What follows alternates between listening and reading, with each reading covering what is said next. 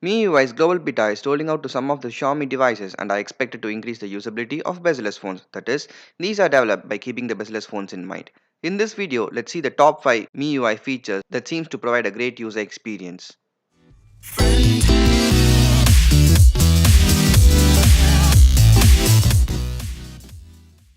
Let's start the video with the quick settings panel. The quick settings panel present here is similar to the one present in Android P, and the card-like design seems dope.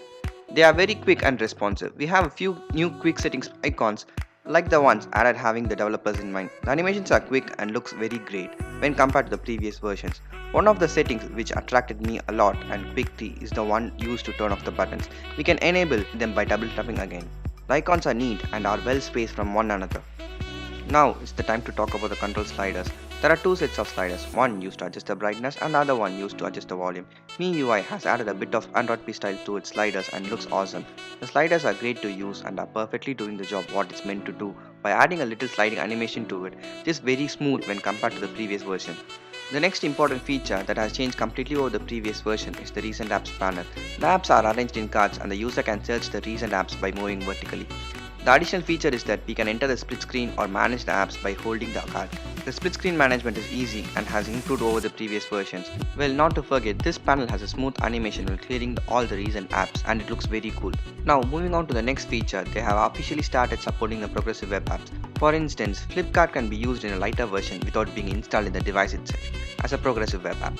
Though it was also available on the previous version, not all the progressive web apps were supported. Now in MiUI 10, we have a support for most of the progressive web apps.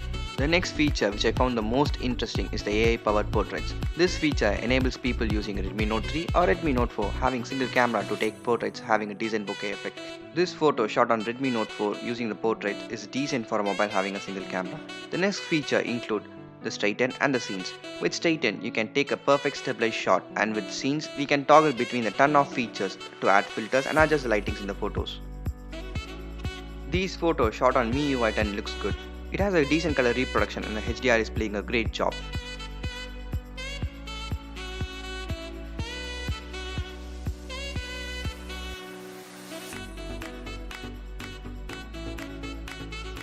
Well, I'm not satisfied with the performance of the AI powered depth effect as it does not find the curves, but still it has a decent performance. Finally, I would like to add my opinion on this video. I think the performance of the fingerprint scanner has improved a lot when compared to the older versions of MiUI. It is highly responsive and is a great improvement over the previous version. The next feature we're going to look at is the dedicated AI for Xiaomi devices, but unfortunately this AI is only available for China-based devices. This AI can be associated to work with third-party China-based apps like WeChat or Alipay. And we can use a special feature called driving mode with which we can integrate the third-party GPS apps and control them with Shaw AI. So that is it for the video, guys. What do you think about MiUI? Leave them in the comment section down below. Don't forget to like, share and subscribe to our channel. And this is Mutlan from Tech Temptation signing off. See you guys in the next video. Bye.